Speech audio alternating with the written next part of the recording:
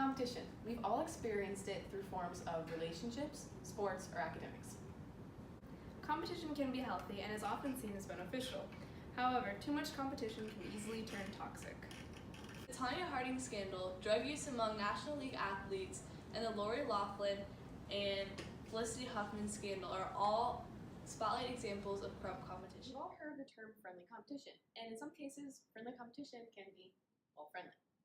Oftentimes, competition can quickly turn from a healthy friendship into a deadly battle of figuring out who's superior.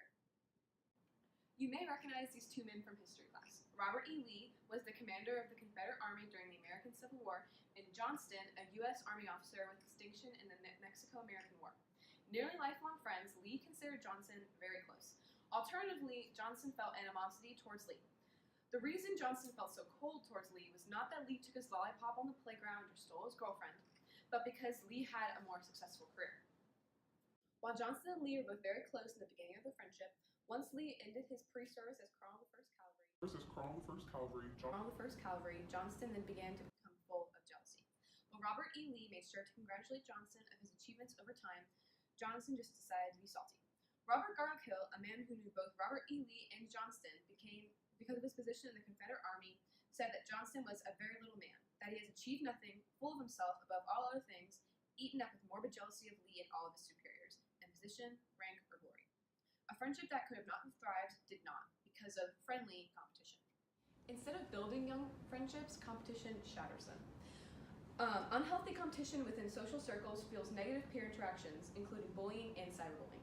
Of course, in extreme cases, bullying can lead to suicide. Because competition is a huge problem amongst teenage friendships, many feel that with care, friendship can be salvaged. When two close friends have the same hobbies and interests, it's easy for paths to cross. Lindsay Arnold and Whitney Carson are both strong lovers of dance and were both competitors on Dancing with the Stars and So You Think You Can Dance.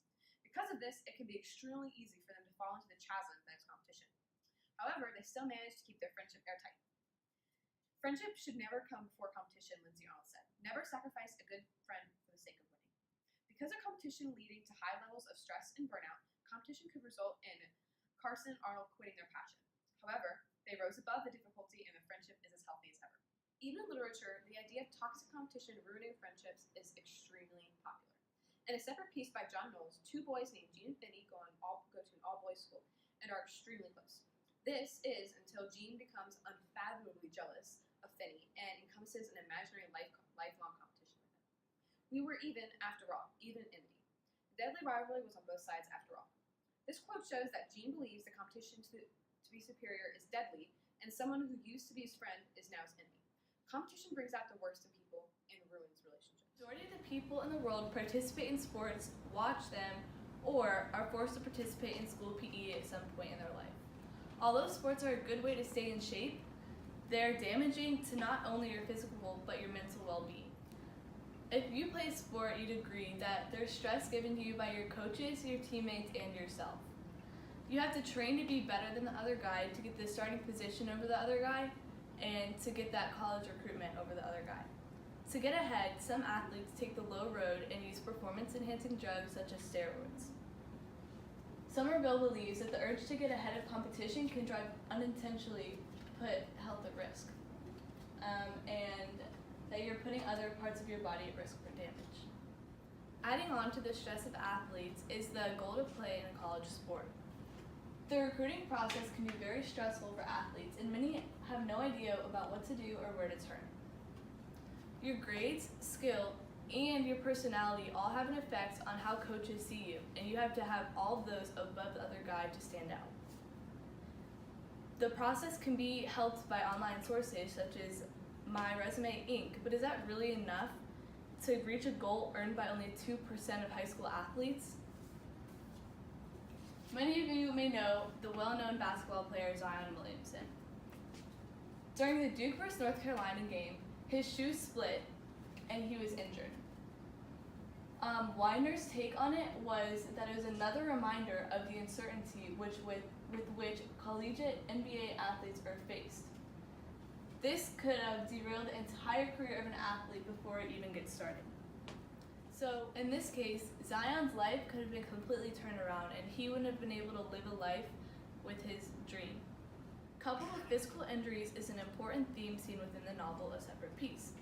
Finney had created a new game and explained, "There aren't any teams in blitzball. We are all enemies. Knock him down." The game of blitzball is very dangerous in a contact sport, although the boys decide to play it because they don't want to feel left out and they have that energy within them to keep playing and beat the competition. Next are the injuries that are less noticeable to the human eye but are far more dangerous. Brain injuries and mental illness are a major factor in competition. Concussions have caused a 7% decrease in high school football in the past 10 years.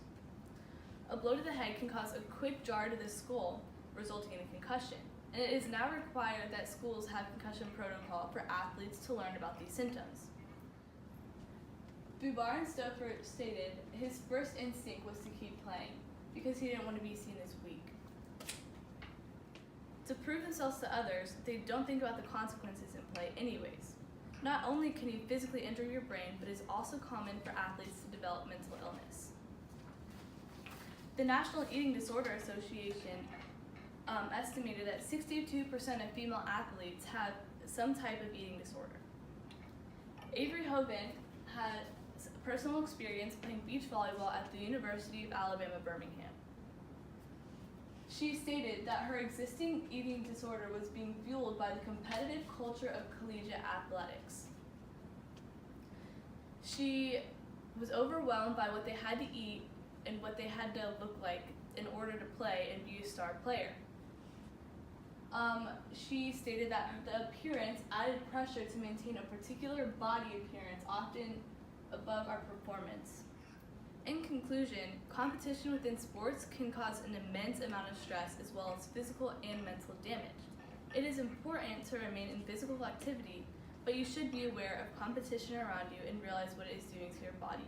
Competition throughout your life will begin to affect you. Education, by definition, is an enlightening experience, which is true, obviously, but what this definition leaves out is that education is one of the most detrimental and prevalent forms of competition in this country. Now, on the surface, competition is healthy. It helps everyone improve and motivates us to work harder. But diving deeper into the abyss of competition, it is shocking to see just how detrimental its effects can really be. In fact, many subgroups of youth experience high levels of chronic stress, states registered nurse and research scientist Noelle Leonard. It impedes their ability to succeed academically, compromises their mental health functioning, and fosters risk behavior. Now, it's conceivable that many students have suffered from these effects in one way or another. But where does it all originate? The answer isn't so simple. This kind of stress is born through courses that are more difficult and time-consuming, the ever-present fear of not getting into college, and knowledge that parents aren't happy with them if they don't do well. So, not only is there competition within the classroom, but also at home. Students are not only battling against parental expectations, but also other students for spots in coveted colleges.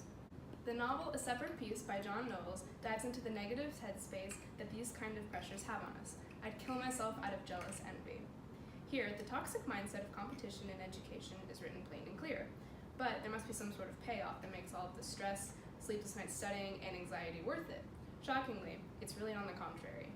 As put by Malcolm Harris of the New York Times, if enough students manage to master cutting-edge job skills, it will be great for the economy, but as workers, they will find themselves rewarded with lower wages. The dynamic may seem counterintuitive, but follows the patterns of supply and demand. So, simply put, even while adolescents battle for colleges, grades, and jobs, the effects this competition has on their health isn't even worth it. With these examples, it's easy to see that competition is capable of corrupting nearly every aspect of life. Whether it be through relationships, sports, or education, competition can be detrimental to our physical well-being, mental health, and social life. It is important to remember that even if you feel inferior to a colleague, your best is always enough. And even if you're a first place champion, the real winner is the one who brings everyone else up onto that podium with them.